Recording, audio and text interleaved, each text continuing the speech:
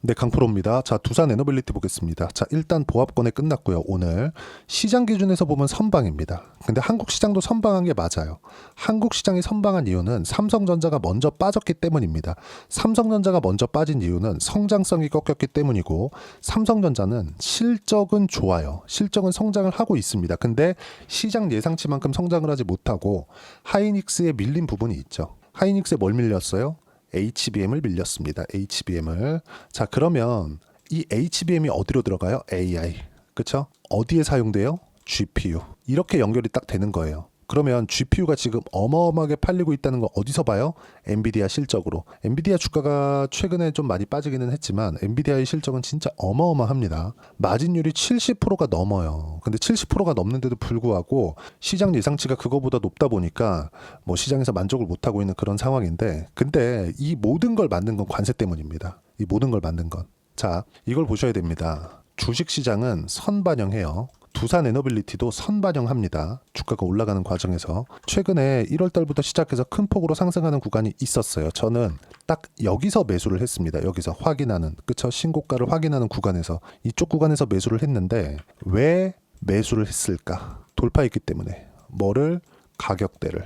그쵸? 여기를 돌파하면 뭐가 나와요? 신고가입니다. 근데 그 신고가가 나오는 과정에서 어떤 부분이 부각이 됐어요? AI 관련된 모멘텀이 부각이 된 겁니다. 체코 원전 관련된 모멘텀이 아니에요.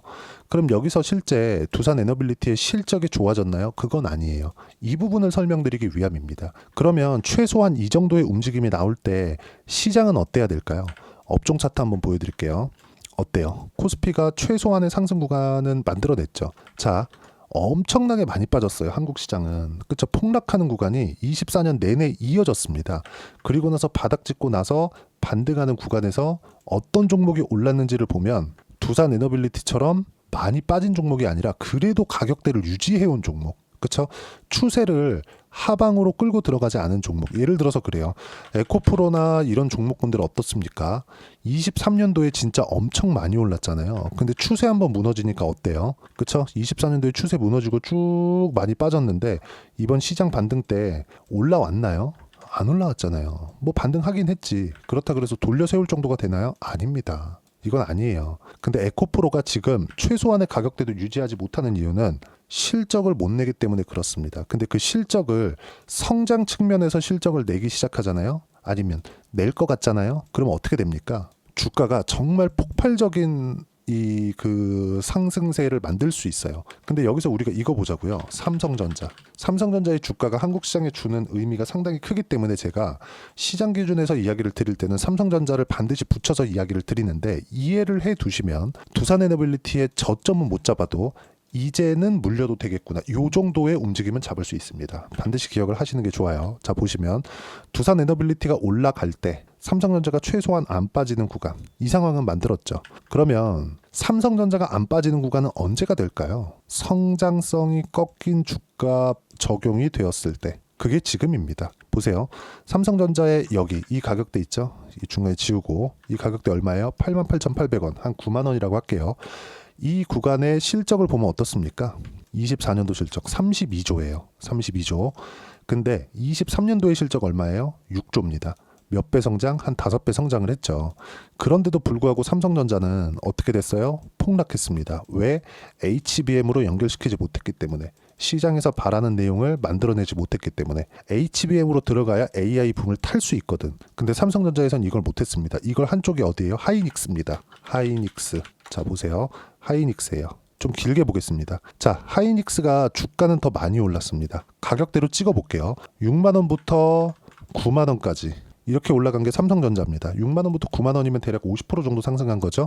근데 하이닉스는 23년도부터 이 8만원부터 시작해가지고 25만원 정도까지 한 7, 8만원부터니까 거의 한 그 4배 가까이 그 저가부터 이 등락폭을 보면 그 정도까지 상승이 나왔었던 거예요. 근데 삼성전자는 이쪽 구간에서도 돈을 벌었고 하이닉스는 이쪽 구간 23년도입니다. 23년도 여기도 그렇고요. 이쪽 구간에서는 돈을 못 벌었어요. 적자였어요. 근데 상승폭은 하이닉스가 더 컸다. 어떤 부분이 적용됐기 때문입니까? 성장성이에요. 성장성. 성장하는 산업군에 속해 있는가. 정말 중요합니다. 근데 하이닉스에서 HBM을 27년도까지 완판시켜놨거든요. 그러면 엔비디아의 GPU는 27년도까지 물량이 없다는 거예요. 이때 만들어 놓은 전량을 데이터 센터로 다 들어간다고 보면 되는데, 이 데이터 센터에서는 뭐가 필요해요? 전기가 필요합니다. 그 전기 어디서 만들어요? 여기 원전 이쪽으로 투자가 지속되고 있는 겁니다. 아직까지 본격적으로 뭐 확대되거나 그런 건 아니에요. 그럼 우리가 여기서 이거 보자고. 체코 원전 관련돼서 조금 걱정을 많이 하시는 것 같아요. 궁금해도 많이 하시고. 근데 체코 원전은 그렇게 중요하게 보지 않으셔도 됩니다. 여기 보세요. 두산 에너빌리티, 그리고 여기 24년 7월달, 그쵸? 여기서 체코 원전 수주 결과가 나왔죠. 뭐 지금도 하고 있지만 24조짜리 지금 하고 있죠. 근데 이게 만약에 좋게 결정이 된다고 하더라도 주가는 고가에서 꼬리 달 확률이 굉장히 높아요. 그럼 어디가 나와야 돼요? 미증시가 안정돼야 된다. 근데 미증시는 언제까지 빠져요? 지금 거의 다 빠졌습니다. 자, 여기서 제가 조금 어려운 이야기를 드릴 거예요. 미증시가 10% 정도 빠지잖아요. 그럼 일반적인 조정 구간입니다. 한 5에서 10% 언제든지 조정 나올 수 있어요. 근데 10에서 20% 그럼 경기 이거 좀 문제 있는데, 이런 내용들이 발생해야 됩니다. 20% 정도 빠지려면. 근데 20%가 넘어가잖아요. 그러면 주최 측, 뭐 정부, 그러니까 미국의 정부에서도 그렇고, 뭐 지금은 그 트럼프가 직접적으로 나와서 얘기를 하겠죠. 그게 아니면 연준에서 나와서 얘기를 합니다. 뭔가 조치 취할 거다. 진정해. 그쵸? 금리 인하할 거야. 이런 내용들 하면서 시장을 좀 진정시켜요. 자, 왜 이렇게 만들까요? 주가는, 즉 주식시장의 뭐 미국으로 따지면 S&P 500이나 나스닥 지수는 경제의 성적표이기 때문에 그렇습니다. 이게 무너지잖아요. 미국은 금융권에 대한 붕괴까지 이어질 수 있습니다. 근데 지금은 이런 상황이 만들어지고 있지 않으면서 경기 침체 관련된 이슈가 만들어지고 있습니다. 왜 그럴까요? 관세예요, 관세. 자, 그러면 이 관세로 인해서 이거 한번 보시죠. 자, 요 내용인데 이게 한글로 번역해서 볼게요. 자, 보시면 이게 애틀랜타 연준입니다. 여기서 GDP를 발표하거든요. 그 GDP가 엄청나게 많이 꺾였습니다. 지금 확 꺾인 거 보이시죠?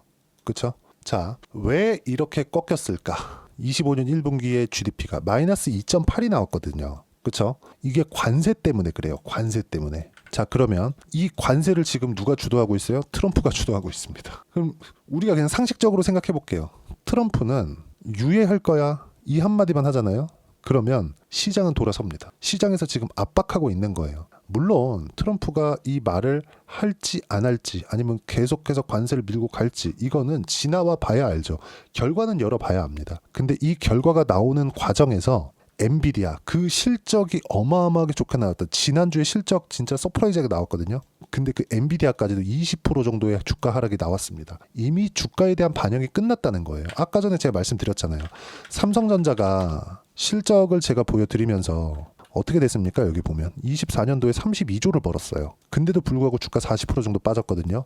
왜 빠졌어요? 성장성이 꺾였으니까. 그쵸? 돈은 잘 벌어요. 돈은 잘 버는데 성장성이 꺾여서 프리미엄을 받고 있었던 9만 원대 주가에서는 40%가 빠졌지만 5만 원대인 지금은 주가가 안 빠지기 때문에 최소한의 시장 안정화가 되고, 그 부분이 두산 에너빌리티에 적용을 시켰을 때 주가가, 그쵸? 상승 구간을 만들어낼 수 있다고 이야기를 드린 겁니다. 왜? 시장이 올라가면, 아니면 시장이 최소한 빠지지만 않으면, 이런 구간이 있을 때 두산 에너빌리티는 올라가는 부분이 생길 거예요. 근데 어디랑 연관이 있어요? 나스닥이랑. 그렇죠? 이런 부분들이 지금 임박해 있다는 겁니다. 왜? 모든 이유는 관세로 통하니까. 근데 관세에 대한 유예나 이런 것들을 언제 멈출지, 언제 그만할 거야, 야 내가 잘못했어, 이 얘기는 안 하겠지. 근데 이런 뉘앙스로 이렇게 끌고 가거나 어떤 가시적인 결과가 나오거나 이런 부분들을 우리가 언제 나올지는 몰라도 주가는 이미 반영이 되어 있는 상태라는 거는 알고 있어야 된다는 이야기입니다. 그게 지금이라고 말씀드리는 거고, 지금 GDP가 마이너스 2.8%까지 그 미국이 꺾여 있는 이 상황을 보면 이 주가에 대한 반영치는 끝났다. 트럼프가 지금 임기 초반에 미국을 경기 침체로 몰고 들어간다? 이 자체가 말이 된다고 생각합니까? 절대 안 된다고 저는 생각을 합니다. 그러면 이 구간에서 두산 에너빌리티가 최근에 2월 19일부터 떨어진 건 맞지만, 이 하락하는 구간에서 거의 한 5% 정도 하락 구간이 나왔는데, 이제 이 구간에서 확인 과정만 거치면 매수 구간을 잡아야 된다. 이런 확인 과정을 거칠 때 철저하게 주도 주군에서 잡자. 이게 가장 중요합니다. 시장은 빠지면 올라옵니다. 시장이 만약에 나스닥이 10% 이상 빠지잖아요. 그럼 트럼프가 가만히 있을 수 없어요. 절대 가만히 있을 수 없습니다. 근데 시장이 올라올 때 시장하고 같이 빠지거나 시장보다 더 많이 빠진 종목들 있죠. 이거 진짜 올라오는데 연 단위의 시간이 걸립니다. 근데 두산에너빌리티 같은 종목군들은 최소한의 시장의 안정 구간에 접어들잖아요. 그러면 바로 고가 도전한다. 그렇죠? 여기서 바로 장대 항목 만들면서 고가 도전한다. 어떤 특정한 이슈로 인해서 주가가 올라가는 경우가 있죠. 근데 그 특정한 이슈도 여기서 터지지, 여기서 터지거나 여기서 터지진 않습니다. 그러면 여기랑 여기랑 다른 점은 뭐냐? 이건 하락 추세를 만들어 놓은 거고요. 이건 추세를 지키고 있었던 거기 때문에 이 구간에 우리가 어떤 종목을 구분해서 매매할지는 명확하게 정해져 있는 겁니다. 여러 가지 재료들이나 기사들이나 거리들이 있어요. 자, 두산에너빌리티를 어떤 부분들이 있는지 그 뉴스를 보더라도, 그리고 SMR 실적이 나온 부분도 있고요. 그리고 SMR 같은 경우에는 미국 시장에서는 소형주기 때문에 나스닥 등락군에 상당히 민감합니다. 이런 부분들도 조금 많이 좀 참고를 하셔야 돼요. 근데 나스닥의 하락폭이 다 나왔다는 점도 SMR 주가에 보면 상당히 긍정적인 요인이 될 수 있어요. 자, 내용 한번 볼게요. 여기 보시면 두산에너빌리티 지난해 7조 원 수주, 올해 목표 10조 7천억 원 이런 부분들이 있고요. 그리고 여기 장중강 보합세 유지 25,000원대 유지하고 있다. 두산에너빌리티 SMR 기대에도 주가 하락세 지속하고 있다. 지금 최근에는 하락하는 부분이 지속적으로 나오고 있다. 그리고 임원들이 매도하고 있다. 이런 내용까지 나오잖아요. 근데 이런 부분들은 중요하지 않다는 겁니다. 한 가지가 진짜 중요한 게 미국 시장에서 갑자기 원전 안 할 거야. 이런 부분들이 생기잖아요. 예를 들어서 이런 거죠. CS 윈드. 자, CS 윈드 보면 지금 어때요? 트럼프 당선되자마자 급락해가지고 안 올라오죠. 이런 부분들은 그냥 탈락입니다. 근데 보세요. 여기죠. 트럼프 당선됐을 때는 어느 정도 그쵸 움직임을 크게 가져가지 않았었지만 이쪽 구간에서 한국에 대한 정치 불확실성이 터졌을 때는 하락했죠. 근데 그 이후엔 어떻게 됐어요? 다시 회복한다. 왜? 추세를 유지를 했으니까. 근데 CS 윈드 같은 경우는 어떻습니까? 그냥 애초에 끝이 나 있었어요. 이미 상승 구간을 많이 만들어냈는데 이렇다 할 성과를 낸 건 아니니까요. 정말 중요한 이야기예요. 단지 지금 두산에너빌리티에서 필요한 건 미국 시장의 안정이 필요한데, 미국 시장 같은 경우에는 여기 보면 지금 10% 정도의 하락 구간이 이미 발생을 했고, 여기서 추가적으로 떨어졌을 때는 트럼프도 가만히 있을 수 없다. 트럼프가 코멘트가 나올 겁니다. 근데 단지 지금은 관세를 이야기를 지속적으로 해왔기 때문에 이게 먼저기 때문에 이런 이야기를 하는 거고, 트럼프가 경기 침체로 끌고 들어간다 이 자체는 전혀 생각하지 않으셔도 됩니다. 최소한 미국이 어떤 예상치 못한 사건으로 인해서 경기 침체로 들어가잖아요. 이러면 위험해요. 정말 한 달 동안 30%도 빠질 수 있습니다. 근데 지금은 그런 상황이 아니에요. 관세라는 명확한 이유가 있고, 이 명확한 이유에 맞춰서 미증시가 빠졌고, 이 하락하는 구간에 맞춰서 뭘 볼 수 있습니까? 여기 보시면 주도주군들도 조정 구간이 있었지만 단기간에 50% 이상 상승이 나왔기 때문에 최소한의 조정 구간은 필요했다. 그래서 이제 미증시가 10% 정도 빠져 있는 이때 반등 확인하고 나서 타점을 잡아야 될 필요가 있고, 현대일렉트릭을 제가 자주 보여드렸었는데 미국 쪽으로 연결이 되어 있는 사업군, 그쵸? 유럽이 아니라 미국 쪽으로 연결이 되어 있는 사업군은 바닥부터 시작해서 20만 원까지, 그쵸? 대략 10배 정도의 상승세는 충분히 나올 수 있습니다. 하지만 수직으로 상승하는 게 아니기 때문에 타점이 너무 중요하다는 점, 그리고 그 타점에 대한 부분은 여기 소통방에서 무료로 공유를 해드리고 있습니다. 자, 소통방에서 이야기를 드리는 내용은 이래요.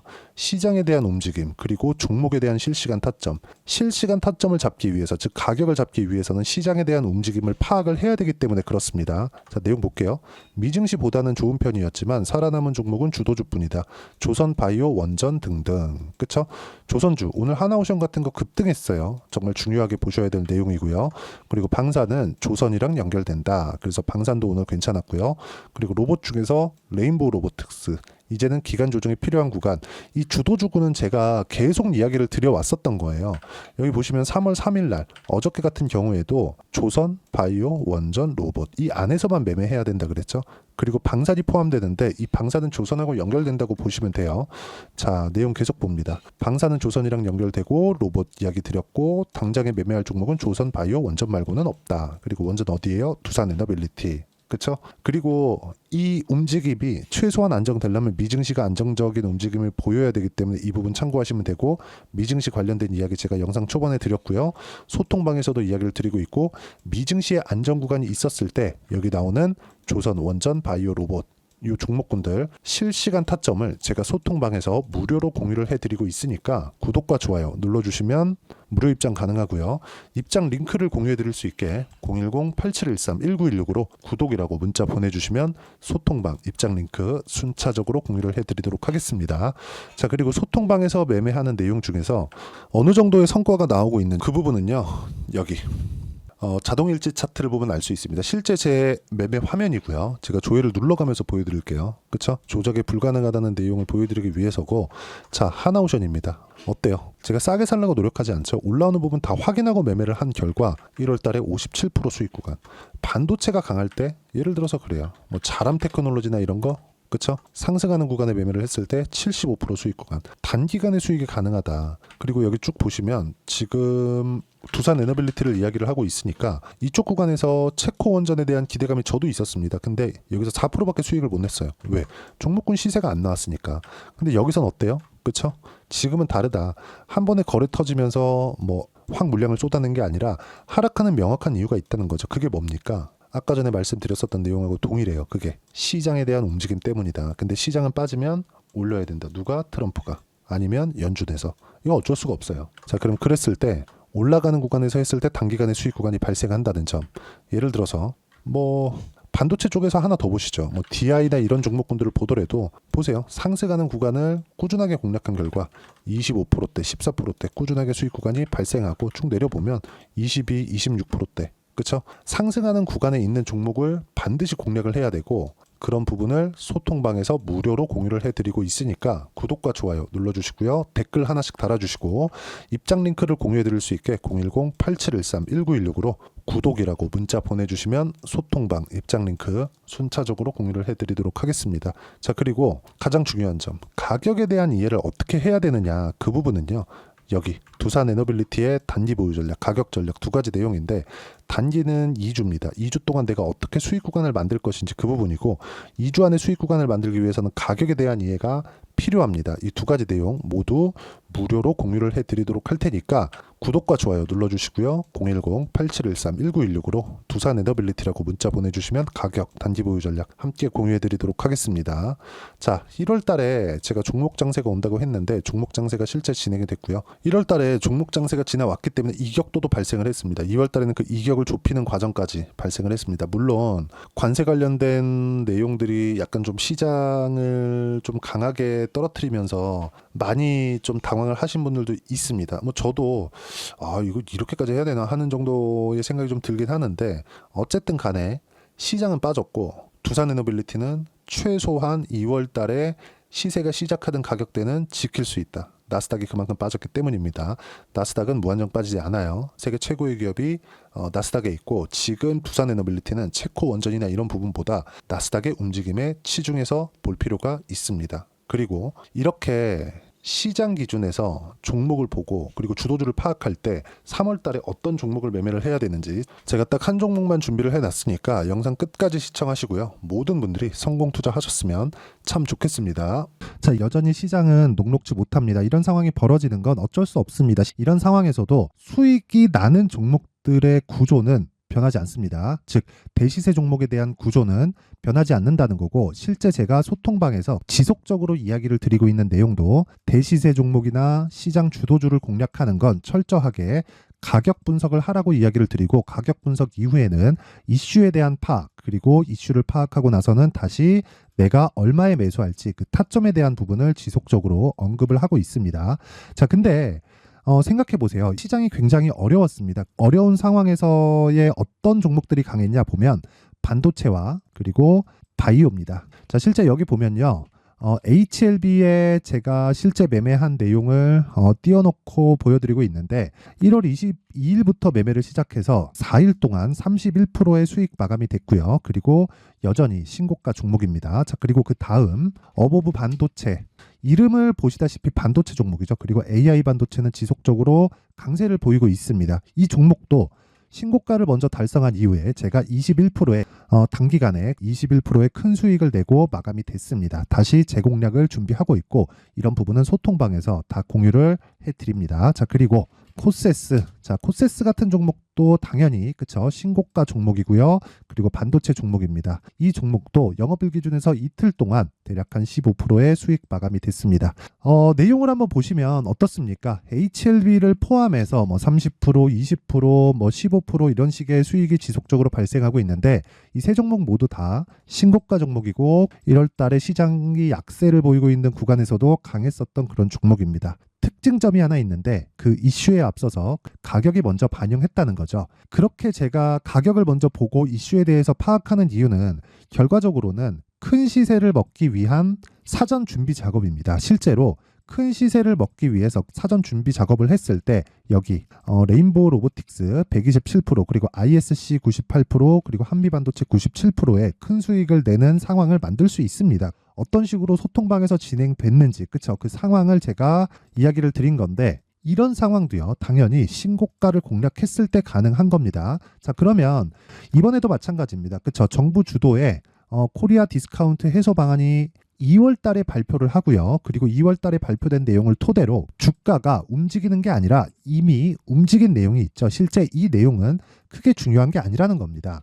실제 움직인 내용을 보면 자, 기아차입니다. 실제로 12월 달에 신고가를 만들어 놓고 정부에서 입김을 불어 넣으니까 순식간에 기아차를 포함해서 현대차 같은 거대 기업들의 주가가 2주도 채 되지 않아서 40% 정도의 큰 시세를 냅니다. 자, 그러면 우리는 어떤 종목을 봐야 될까요? 이슈를 파악해야 되는 것도 맞지만 철저하게 가격에 맞춰서 매매를 해야 되는 게 당연히 중요합니다. 정부가 주도하는 정책 방향이 있겠죠. 그 방향에 맞춰서 우리가 종목을 찾을 필요가 있다. 자, 그러면 답이 나왔습니다. 정부가 주도하는 방향에 맞춰서 제2의 기아차를 찾는 게 지금은 중요하다. 근데 정부 정책의 방향에 맞게 가자.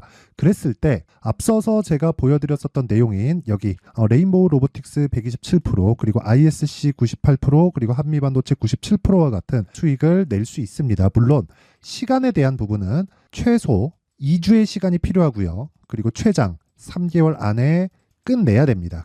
자, 기아차의 시세를 보셨던 것과 같이 2월 달에 정부 정책의 방향이 결정되고요. 바로 3월 달이면 시행입니다. 자, 그러면 우리는 거기에 맞춰서 당연히 종목을 찾아야 되고 제가 제2의 기아차를 찾아놨습니다. 제가 아까 전에 소통방에서 이야기를 드렸었던 내용 다 공개를 해드렸는데 그 내용처럼 종목만 받고 싶다 하시는 분들은요. 상단에 있는 제 전화번호로 대시세, 자, 대시세라고 문자를 보내주시면 정부 정책의 방향에 맞는 종목을 모든 분들에게 무료로 공개를 해드리도록 하겠습니다. 자, 제가 원하는 건 채널 성장이 목적입니다. 자, 그래서 구독과 좋아요 꼭 좀 부탁드리고요. 모든 분들이 정부 정책에 맞는 방향으로 매매를 이어가서 큰 수익 보셨으면 좋겠습니다.